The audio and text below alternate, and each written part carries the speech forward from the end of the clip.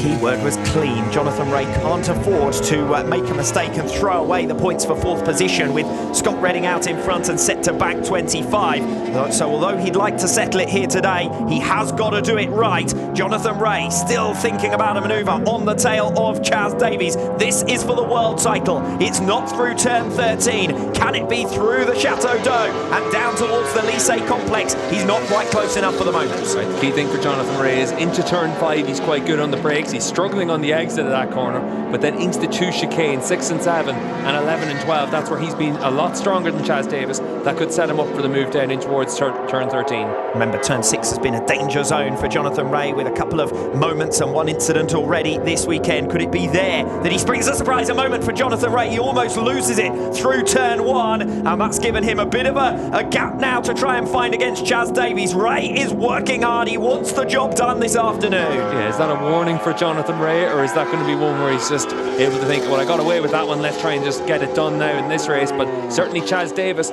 he's been able to just eke out that small lead now over Jonathan Rea. We've got a lap and a half to go, so Rea's going to get another opportunity, but it's just about how much he's willing to risk. It's going to be the final lap, isn't it? Let's see it again. Yeah, you can see here the number 1 Kawasaki, and as he comes down in towards turn 1, again another foot off the peg moment for Jonathan Rea. He's had that through Estoril, he's now had it through turn 1, so he's certainly been pushing hard all the way through this one. It's the regular peril of wet conditions. It can bite you at any time. Yeah, exactly. You're always in that bit of a lottery situation in these kind of conditions, especially whenever it's been dry all the way through the race. Just to show just how much rain there has been here at Magny-Cours, that they're still able to set very competitive wet weather times, even as the track has changed quite a bit through the race. Scott Redding leads, Loris Baz second, 3 seconds between them, 1.5 seconds behind them. Forget about those two, barring any errors in the closing stages. Here goes Jonathan Rea on the change of direction, looking for a move on Chaz Davies. He can't get it done for the moment, at least.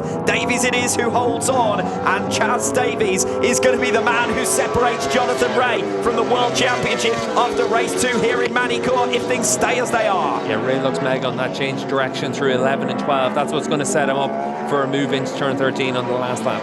So we look to the final lap then. Scott Redding is already into it. Chaz Davies and Jonathan Rea embark on the final tour of Magny-Cours. Just over 4 kilometres separating Jonathan Rea from the 2020 world title. But more than that run to the line, it's one man. Chaz Davies and Jonathan Rea sliding the back end out as he tries to hunt the Welshman down for 3rd position. If Rea is going to do it, he's going to do it here in style. Will it be into turn 5? Will it be in the final sector? It looks as though Davies has got enough grunt to hold on in towards the Adelaide hairpin on this final lap. The gap coming down slightly out in front, but not enough. Davies still defending successfully against Rea, who's got to make his manoeuvre after those 2 chicanes. Yeah, it's definitely going to be into turn 13. That's going to be the opportunity for Jonathan Rea to try and make this move, but Chaz Davies, he's been able to open up that gap now once again over the Kawasaki. But for Rea, he needs to be absolutely committed through these sections if he wants to get the championship won today.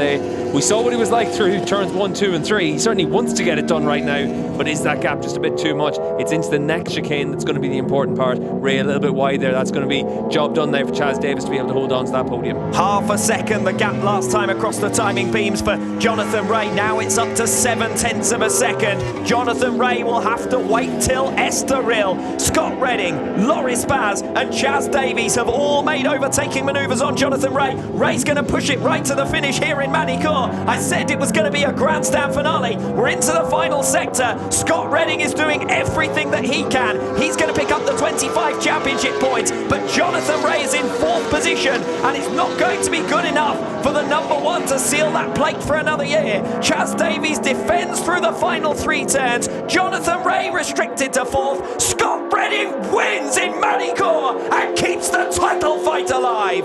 Redding takes the checkered flag in race 2. Jonathan Rea is outside of the podium positions. It might well be race 1 in Estoril, but it's not going to be race 2 in Magny-Cours. Yeah, for Scott Redding, he was able to get all of that job done, did exactly what he had to do. Jonathan Rea, he'll be a bit disappointed probably not to have wrapped up that championship, but certainly a 59-point lead leaves him in a very well placed for the last round of the year in Estoril. But sometimes you're just not quite able to get those results, and it shows again just how competitive WorldSBK has been in 2020, that Rea, even though whenever he was pushing as hard as like that at the end of the race, he wasn't quite able to close up on Chaz Davis. I said before we got underway that Scott Redding was going to go all guns blazing, and he was. We saw how aggressive he was in his overtaking manoeuvre on Jonathan Rea. The Aruba IT Racing factory efforts are delighted with Scott Redding's efforts just to claim the race victory, but to keep the championship fight alive even better. Yeah, Redding went all in for this race to be able to pick up the race victory, and certainly that's what his target was, and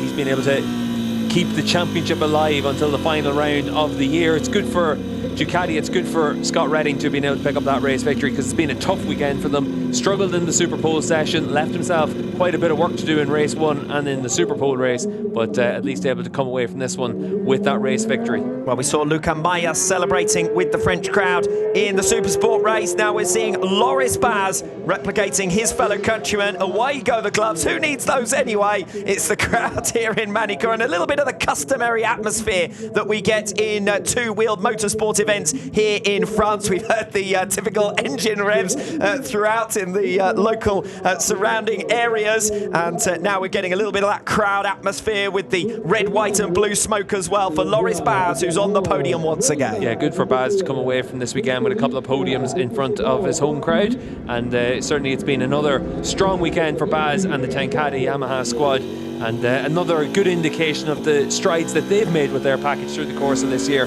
Really impressive from Baz, and again, really impressive performance from Scott Redding, and you can see what it means for him as well. Celebrating there with the crowd's important, but then even whenever he got back onto his bike, he was pumping his chest as well, and he really is glad to have gotten back to winning ways with this performance.